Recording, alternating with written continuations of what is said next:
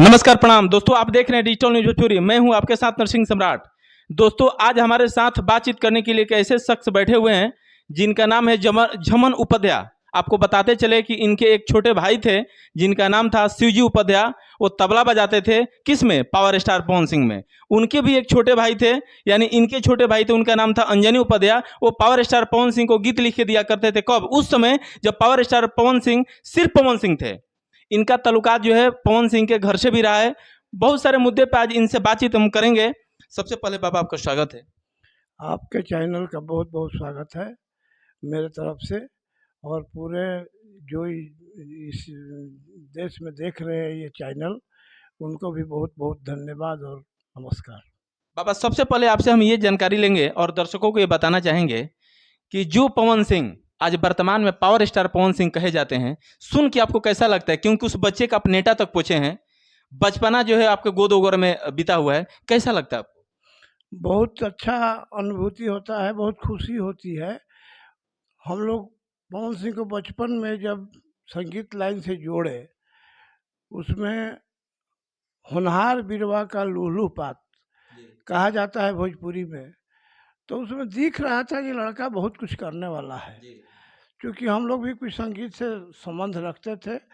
उनके चाचा अजीत सिंह थे, वो अच्छे गायक थे। बाबा, एक मिनट आपको बीच में रोकना चाहेंगे और ये आपसे हम जानकारी लेंगे और दर्शकों को भी बताना चाहेंगे कि सोशल मीडिया पे पवन सिंह जैसे आज पावर स्टार बन गए, तो बहुत सारे लोग ये बोलते हैं कि उसके गुरु हम हैं, हमारे मतलब बहुत सारा ऐसा आ रहा है। कुछ लोग बोलते हैं गुरु हम हैं, कुछ लोग बोलते हैं कि हम हैं, कुछ लोग हम बोलते हैं। इसका सच्चाई जरा सा आप दर्शकों के सामने कर दीजिए। इसका सच्चाई ये है, मैं तो बहुत पहले से पवन सिंह के घर से मेरा बहुत संबंध अच्छा है, आज भी है। पहले थी, पवन सिंह का जन्म नहीं हुआ था, उसके पहले से हम लोग का घरेलू संबंध है।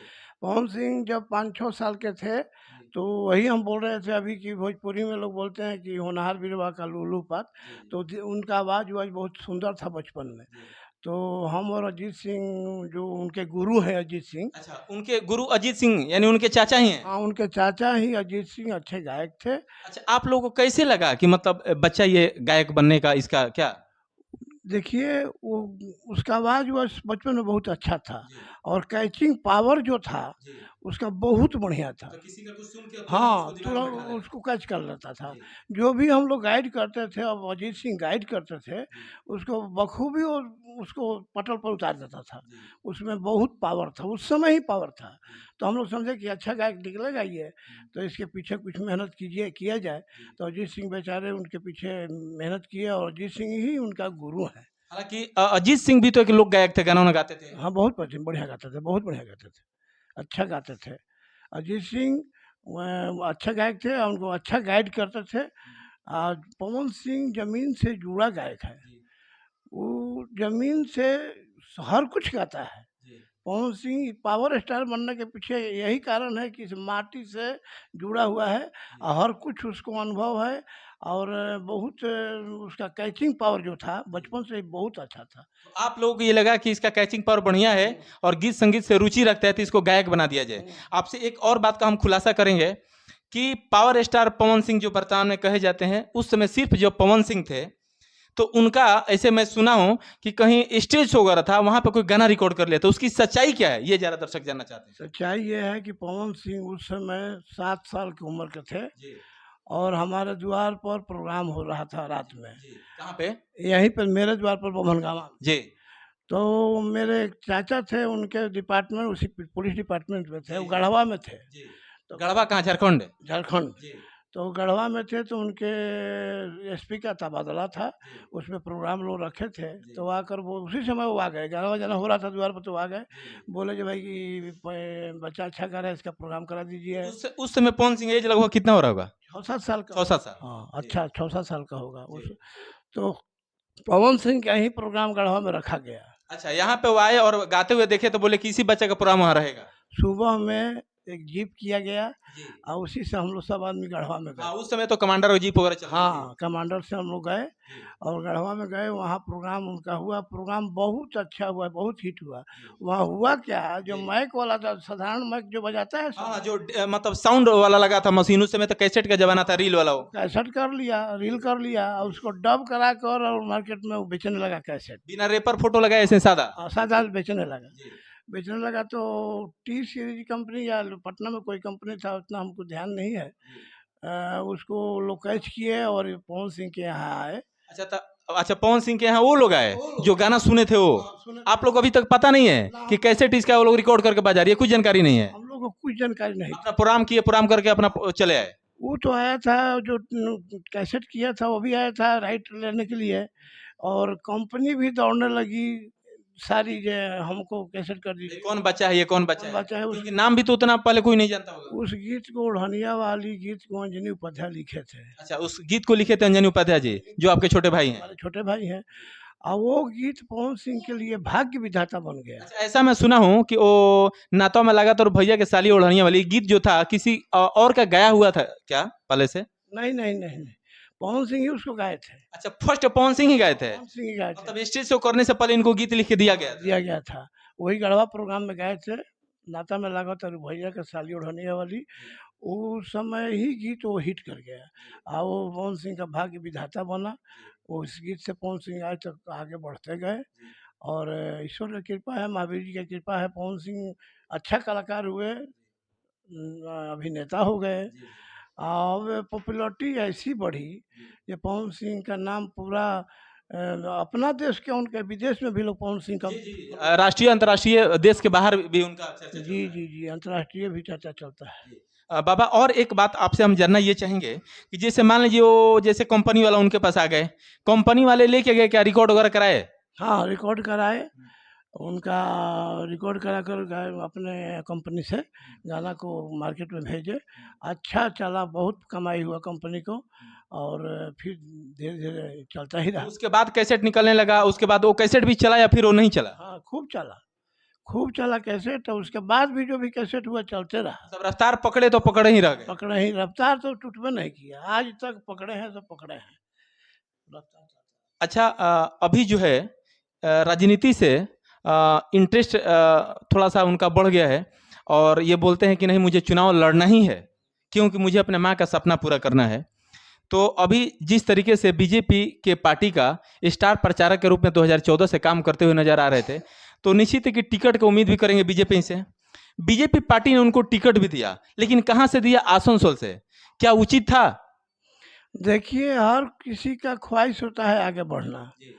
पवन सिंह राजनीति में आए, उनको ये लग रहा है कि हमारा जो पॉपुलेशन है हमको चाह रहा है, और भाजपा में 14 में ज्वाइन किए, भाजपा पार्टी से। भाजपा, देखिए, राजनीति पहले वाली नहीं है। किसी भी पार्टी का ये जिज्ञासा है कि हमको किसी तरह सीट निकालना है, उस व्यक्ति को लोग लाते हैं, चाहे वो पहले से राजनीति में हो या ना हो। पॉपुलरिटी अगर है तो उनको अपने अपने पार्टी में जोड़ना लोग चाहते हैं। बिल्कुल सही बात है, लेकिन बाबा ये आपसे हम खुलासा करना चाहेंगे और दर्शकों को जानकारी देना चाहेंगे कि जिस तरीके से पवन सिंह को टिकट चाहिए, तो उनको टिकट मिला, बीजेपी पार्टी ने आसनसोल से दिया। क्या, कहाँ तक सही था आसनसोल से चुनाव लड़ना? क्योंकि वो टिकट वापस कर दिया वहां पर। ये सब राज जरा दर्शक जानना चाहते हैं क्यों, क्योंकि अभी तक बहुत सारे लोग मीडिया में चलाते हैं कि ये वजह था, शत्रुघ्न सिन्हा विपक्ष में खड़े थे, कोई बोलता है कि बंगलिनिया वाला गाना गाए थे। क्या सच्चाई क्या है? ऐसा कोई बात नहीं है। देखिए, पवन सिंह राजनीति में अपने क्षेत्र से, अपने क्षेत्र के विकास करने के लिए, क्योंकि अभी तक तो राजनीति में आए नहीं थे, 14 से काम कर रहे हैं, राजनीति का पूरा अनुभव ले रहे हैं, और चाहते हैं कि अपने समाज, अपने माटी से जुड़े लोगों को कुछ विकास के रास्ते पर लाए।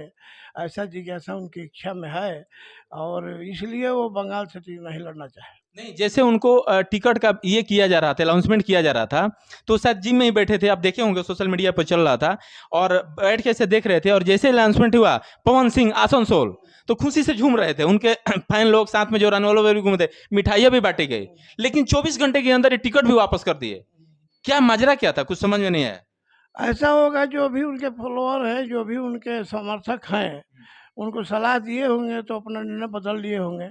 उतना तक नहीं जा सकते हैं, इसलिए कि उनकी अपनी बात है। लेकिन अगर वो इंडिया के किसी कोना से लड़ते हैं तो पवन सिंह जरूर फाइट में रहेंगे, इसलिए कि पॉपुलैरिटी सभी जगह उनका है। जैसे उनको आसनसोल से टिकट मिला था तो वहां भी लड़ना चाहिए था, क्योंकि वहां भी मतलब भोजपुरी भाषा की संख्या ज्यादा है, फिर क्यों वापस कर दी? हमारे समझ से तो लड़ना चाहिए था, लेकिन उनका अपना इच्छा होगा कि नहीं हम बिहार से भोजपुर से लड़कर अपने लोगों को फायदा पहुंचाए, यहाँ के का नाम रोशन करे, हो सकता है ये मन में होगा। चलिए अब आते हैं बाबा दूसरे बात पे। अब ये बात आते हैं कि वहां से टिकट जब वापस किए तो बीजेपी एक ऐसी पार्टी है जो राष्ट्रीय पार्टी है, क्षेत्रीय पार्टी नहीं बल्कि पूरे भारत में है, और उस पार्टी से टिकट लेने के लिए लोग एकदम मुंह खोल के खड़े रहते हैं कि हमको मिले हमको मिले। पवन सिंह को टिकट भी मिला, लेकिन वापस कर देने के बाद क्या आपको लगता है कि टिकट फिर बीजेपी पार्टी को दोबारा देगी? देना चाहिए बीजेपी को, बीजेपी को पवन सिंह को दोबारा टिकट देनी चाहिए। और पवन सिंह कहीं से भी फाइट कर सकते हैं, पॉपुलैरिटी उनका सभी जगह है और कहीं से भी लड़ सकते हैं। अगर मान लीजिए बीजेपी पार्टी टिकट उनको नहीं देती है, जैसे राजद बोले कि आइए आपको हम टिकट देते हैं, आप आरा से चुनाव लड़िएगा हम आपको टिकट देंगे, उधर दिल्ली में कल दिन भर सोशल मीडिया पे यही चला है, उधर आप पार्टी है जो है अरविंद केजरीवाल के वो बोल रही है क्या ये मनोज तिवारी के खिलाफ आपको हम लड़ाएंगे, टिकट आपको वहां से देंगे हम। तो क्या इस बात जो दिन भर कल सोशल मीडिया पे चली, इसमें कहां तक सच्चाई, क्या कोई जानकारी है? हर राजनीतिक पार्टी का पावर कलेक्शन करना उद्देश्य है, और पवन सिंह एक पावर है। पावर इनका है, जो भी पावरफुल आदमी है या ये संगीत के माध्यम से इनके पास पावर है तो इनका पॉपुलैरिटी है, तो हर पार्टी प्रयास करती है कि ये सीट लूज नहीं करेगा, किसी सब प्रयास करते हैं कि हमारे पास आ जाए हमारे पास आ जाए। लेकिन पवन सिंह तो अभी भाजपा में है, देखिए क्या कर सकते हैं। अभी तक तो क्लियर नहीं किया। अभी क्लियर नहीं किया। चलिए अब आगे बढ़ते हैं, और ये अब हम आपसे सवाल करेंगे कि अगर बाय द वे राजद से ticket power star Pawan Singh को आरा से मिल जाता है तो विपक्ष में होंगे बीजेपी पार्टी से आरके सिंह। आरके सिंह एक अच्छे खासे ऑफिसर थे, राजनीति का अच्छा उनको ज्ञान है, 10 साल यहाँ के वर्तमान सांसद भी रहे, तो कितना पवन सिंह को मुश्किल होगा आरके सिंह को हराना? आरके सिंह अपने लाइन से अच्छे सांसद हैं, उनका प्रतिष्ठा भोजपुर में बना हुआ है, काम भी किए हैं, और पवन सिंह पॉपुलैरिटी के आधार पर उनसे साथ लड़ सकते हैं। राजद का भी एक अपना जनाधार है, फाइट तो हो सकती है, जीतेगा कौन इसका निर्णय लेना बहुत मुश्किल है। अच्छा एक बात और आप खुलासा कर दीजिए, अगर मान लीजिए राजद से भी अगर किसी कारणवश टिकट नहीं मिला तो ये बोलते हैं कि चुनाव तो हमको लड़ना ही है क्योंकि मुझे माँ का वादा पूरा करना है, तो हम निर्दलीय भी लड़ सकते हैं। अगर ये निर्दलीय लड़ेंगे तो कहां तक ये सफल हो पाएंगे? निर्दलीय में थोड़ा दिक्कत है, क्योंकि राजनीति पार्टी वाला वोट तो इनको नहीं मिलेगा, पार्टी का जनाधार वाला वोट तो नहीं मिलेगा, इसलिए हम तो सलाह देंगे आपके चैनल के माध्यम से कि पवन सिंह निर्दलीय लड़ने का विचार न बनाए। आरा क्षेत्रीय है पवन सिंह का, और आरा की जनता यहाँ बोलती है कि हम नचनिया बजनियों को वोट नहीं देंगे, क्या कहिएगा इस पे? इस तरीके का लोग शब्द यूज करते हैं, नचनिया बजनिया कौन वोट देगा? ऐसा कुछ नहीं है, देखिए हर आदमी का अपना अपना कला होता है, नचनिया बजनिया कहना तो अच्छी बात है, हर आदमी का अपना अपना कला होता है।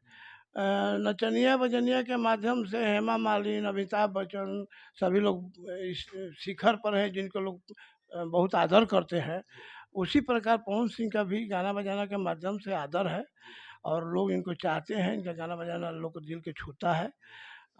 यही कहा जाएगा कि आदमी का सोच उतना अच्छा नहीं है। चलते चलते यहाँ के जो पब्लिक है, जनता है, उसके लिए आप क्या कहिएगा हमारे चैनल के माध्यम से, आप अपने छोटे बच्चे पवन सिंह के लिए? पवन सिंह को तो यहाँ का जनता बखूबी चाहती है, और ख़ास करके आरा की जनता तो चाहती है। अब देखिए पार्टी किस पार्टी से वो आते हैं, या भाजपा उनको टिकट देती है या नहीं देती है तो उनका मैटर है, पार्टी का मतलब है, पार्टी का अपना विचार है, लेकिन अगर भाजपा टिकट देती है तो अच्छा रहेगा। बहुत बहुत धन्यवाद आपका। अभी आप सुन रहे थे पावर स्टार पवन सिंह के चाचा जो हैं, गुरु जी हैं अजीत सिंह, उनके साथ पारिवारिक संबंध रखने वाले झमन उपाध्याय जी। तो इस तरीके का अगर आप न्यूज देखने के लिए, इंटरव्यू देखने के लिए चैनल को सब्सक्राइब नहीं किए तो प्लीज चैनल को सब्सक्राइब कर लीजिएगा। अगर आप फेसबुक पेज पे देख रहे हैं तो पेज को फॉलो कर लीजिएगा। कमेंट में आप अपना राय जरूर व्यक्त कीजिएगा। फिर आपसे मिलते हैं, तब तक के लिए धन्यवाद।